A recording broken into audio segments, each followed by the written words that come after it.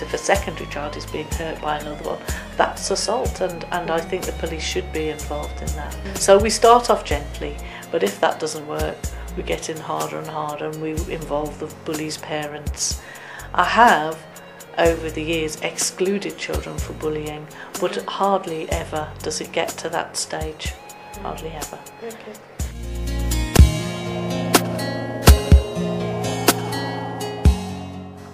What did you do about it yourself? Well, I was a bit effective about it, and I told my parents about what's going on, and my dad got in contact with the Sikh helpline, who came in, and they went to the headmaster to speak about it. So there are people out there who want to help, who can do something. Yeah, if there wasn't a Sikh helpline, things that did happen may not have happened as more seriously. Yeah. Usually it's the children themselves who tell us, and we've tried very hard to make that okay, especially by saying you don't have to tell the class teacher because the bully might be watching then, and that's not so good. So we try every year to remind children these are all the people you can tell. Right. The Sikh helpline has been working voluntarily for a few years, helping children in schools, supporting in many kinds of different issues. They've recently set up a 24-hour helpline, giving as much help and advice to everyone. School, a kind of school where children feel that they can tell, and they can tell the dinner ladies who've been trained to look for bullying, the class teachers, or I'm always, either me or Mr. Cooper, the deputy, is always in the dinner hall at lunchtime, so we know there's always somewhere for children to go to tell. Okay. What action did the school take? Were they very seriously concerned? Well, they did take a serious action, but the sad thing that I find about it is that it was me that had to speak up about it in order for the school to do something about it. If I hadn't done it, hundreds of people going through the school would have suffered from the same thing, and it would have affected their education.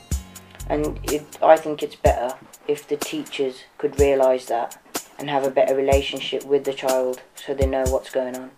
So you feel that teachers should have a very good relationship with the children and be able to pick out that they're not doing so well in education and what must be wrong?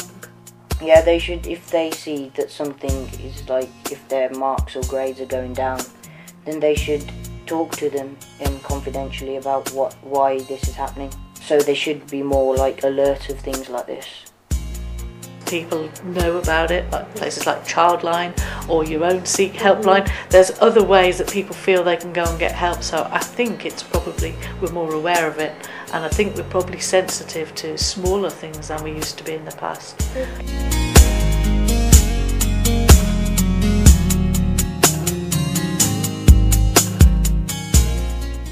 Is there any message that you like to give kids generally about bullying? Speak up. Say that you're being bullied, because people will help you. We're paid to make sure children are happy and safe in school, but we're not mind readers. So I would say speak up on your own behalf and when you see it happening to others too. My advice to the children who are being bullied would be to do something about it and not just take it in. Because when you're taking it in, you're damaging your own self, not the person who's bullying you at all. Because when you take it in, you're affecting your education and your everyday life, because you'd go home and your attitude would be much different towards friends and family, which is really, really bad. And when you grow up and get married, your attitude will be very different.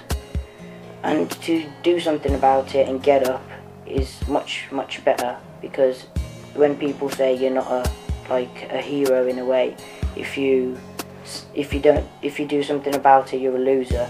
But really, when you speak up about it, that's when you're the hero.